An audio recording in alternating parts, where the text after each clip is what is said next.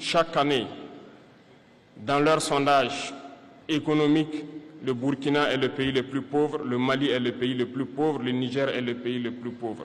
Nous sommes classés parmi les derniers. Très bien, si nous sommes aussi pauvres qu'ils le disent, mais quand est venu le moment de prendre nos responsabilités, nous avons demandé à ces maîtres de quitter les lieux.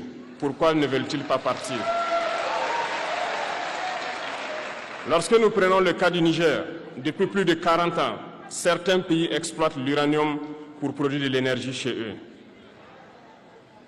D'Ottawa jusqu'à Paris, les rues sont illuminées, c'est la lumière. Mais au Niger, c'est l'obscurité qui nous est servie. Lorsque vous partez dans nos États, nos sols sont troués de toutes parts pour rechercher les métaux précieux tels que l'or. Mais souvent, il n'y a même pas la moindre route accessible pour atteindre les zones où ils exploitent l'or, encore moins certains services sociaux de base. Voilà pourquoi nous avons décidé de nous révolter et de prendre le destin de nos pays en main. Il y a bien d'autres exemples. Mais lorsque nous avons décidé ainsi, eh bien, nous avons été approchés par certains esclaves de salon pour nous passer le message de leur maître. Parce qu'ils avaient créé cette sorte de chaîne polymère qui se relève à la tête de nos États pour les servir.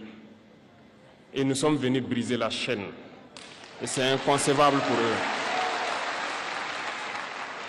Ils nous ont donc approchés et ils nous ont demandé de rentrer dans les rangs pour faire partir de l'élite qui doit diriger l'Afrique, parce qu'ils ont une élite formée et formatée qui doivent suivre, qui sont incrustés dans cette chaîne-là.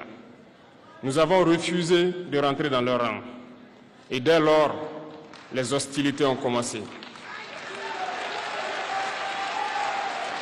Et ils ont fait fourvoyer dans nos zones plusieurs mercenaires, des formateurs.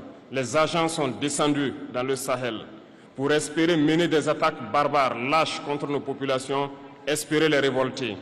En plus de ces attaques sur le terrain, les attaques communicationnelles, la manipulation, la désinformation battent son plein dans leur rang. Mais les peuples du Sahel ont compris et plus jamais on ne pourra les manipuler. Ils savent d'où ils viennent, ils savent ce qu'ils font et ils savent où ils partent.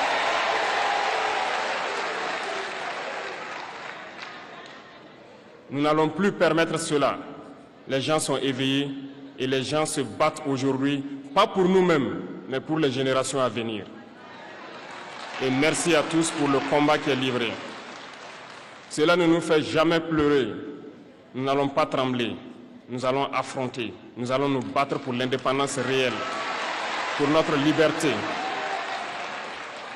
Parce que pour faire peur au peuple de l'AES, ces individus n'ont que 3 termes dans la bouche: démocratie, liberté, droit de l'homme. Bien sûr, leurs valets locaux ne sont élus que dans un processus démocratique, libre et transparent selon eux leurs valeurs. Quoi de plus normal qu'on veuille nous imposer cela, parce que c'est eux qui édictent les règles. Très bien, nous avons décidé de nous assumer. Voilà pourquoi un 26 juillet 2023, lorsque le Niger a décidé de tourner la page, les esclaves de salon et leurs maîtres sont montés sur les grands chevaux. Ils ont mis leurs valets locaux en avant et ont décidé de mener une guerre contre le peuple nigérien.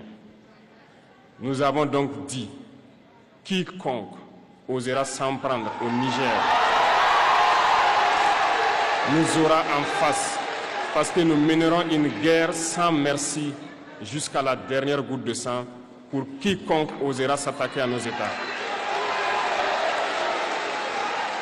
Cette parole, cette décision que nous avons eue hier est d'actualité aujourd'hui et sera d'actualité demain et pour toujours.